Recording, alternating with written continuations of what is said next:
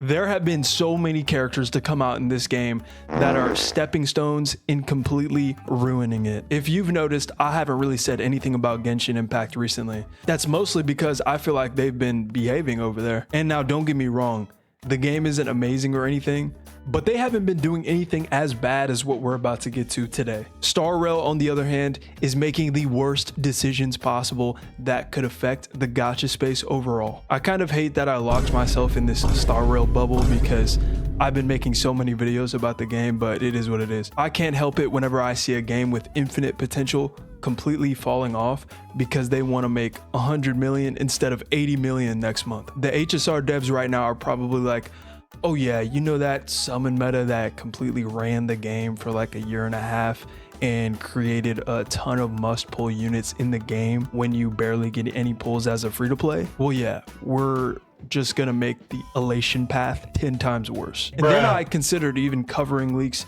but in certain situations, I feel like you pretty much just have to, depending on the situation. Like, of course, the infamous Caster's global passive that was covered by everyone because of how bad it was for the game. And while I think that still is the worst mechanic introduced to the game, this elation stuff is pretty close and could be worse depending on how you look at it. One of the biggest issues with HSR, and it will always be a huge issue, is that they don't give a shit about the path that they move on from. They will completely overtune a path for a certain period of time and show the end game towards that path to the point where you're basically just forced to pull for a couple of characters from that path in order to have fun. And then when you finally get all of those characters built and put all of that time investment into certain characters, they move on. And those characters not only get worse, but in some cases become completely useless. Kind of like your Sparkle that you're still investing into, that's completely dog shit. Speaking of completely useless, this goes for the light cones too. Over time, if you've noticed, the older ones are basically unusable, and these new character paths have a lot to do with that. This is all part of HSR's free-to-play extinction plan that they started with the release of 3.0. I hope that people aren't coping or anything and thinking that Star Rail is actually still free-to-play friendly. We're not that far gone, are we? Are we that far gone? First of all, can we please not act like this character design took any amount of effort whatsoever? I was genuinely serious when I said, I think that they put this character through an AI generator of some sort, something like that. Because this is the most generic Hoyo type character I've ever seen in my entire life. And I can't believe I have to clarify this. If you like this character design, this is not a personal attack on you. Literally just ignore what I'm saying. And as for the Kings of the Spending event, HSR, I wonder why they couldn't put just a little bit more effort into things like this with all of that money that they've made over the past year or so milking their player base. So let's say you don't like the character design of Yao Guang. You have to pull for her anyways if you want to have fun. It's funny when you think about it, they probably put zero effort into her character design, knowing for a fact that they were just going to make her absolutely broken. Long story short, she makes non-elation characters do elation damage. So yes, this is another one of those game-breaking characters that takes the skill out of the game completely. Characters like this is why Star Rail has completely lost its identity. And you know what's even worse? The new version of Sparkle is also coming out, and because people are going to pull for her regardless, guess what? She is the first DPS of an archetype, and HSR veterans know exactly what that means for her. She will be absolutely useless within a couple of months. Would you look at that? They know that this is one of the most popular characters ever, so they released a second version of her, knowing that the first version of her was also pretty bad. Not too long after her release, even though she was a support, they went a step further and decided to put Sparksy in an even worse situation as the first DPS of a new region. They know that people could fully understand the situation of what Sparksy will be after 3 months and still absolutely wail on her because she's arguably the most popular character ever in the game. And then on top of that, to rub it in your face a little bit more, they make it to where her light cone damn near outshines the first version of Sparkle. I like how they feel zero shame at all for doing stuff like this because the writing is on the wall. But some people just like to hit the Stevie Wonder and ignore what they're doing to this game. And that's fine. That's completely fine. You know what they say, ignorance is bliss. I actually think life would be a lot easier if I just ignored every single problem that I came across. But sadly, that just goes against my nature, and it physically hurts me to be ignorant. And of course, the enemies in 4.0 are going to have higher resistance too. This isn't anything new. They do this every single patch, and they must be raising my resistance to bullshit, because I am seeing this clear as day more and more every single day. And I used to be trapped in this cycle of getting on every single day, trying my absolute hardest to avoid the RNG at every corner when I'm farming relics or whatever, and just barely being able to clear the end game as a free-to-play when I could just take out my wallet and bypass the time and the effort and the skill that it took to clear. And I was not kidding about them trying to completely extinguish free-to-plays.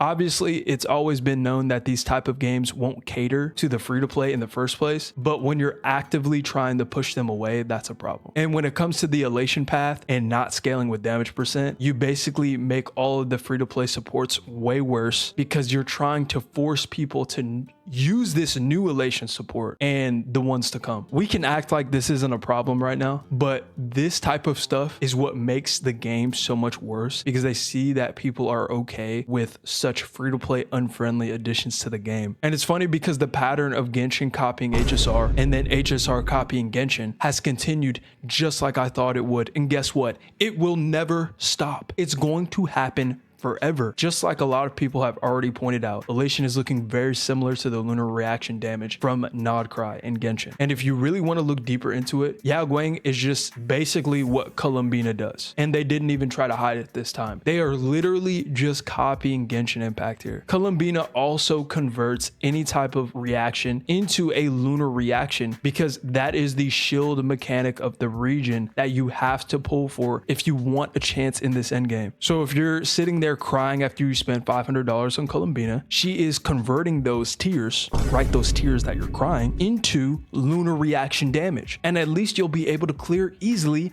without putting in too much effort. Being able to predict exactly what a character is going to do, especially being able to predict when they're going to be absolutely useless, is just getting boring at this point. Sparksy is such a cool character. She has really good animations and all this stuff, but they continue to go above and beyond to make you maintain characters like this, because they know that there is people out there that will do it. If Sparksy needs that E2 and she needs her light cone, you know, if she needs her E6, then it will become normalized to sit there and pull for it. Even though we are still getting a garbage amount of pulls per patch, it's actually not even worth it to be a free-to-play anymore in this game, because you aren't really accomplishing anything unless you're strictly pulling for meta and skipping these really cool characters. You know how this culture is here where it's like, oh yeah, that character is a skip. That is one of my least favorite things about Star Rail. The fact that we get such a sorry amount of pulls per patch,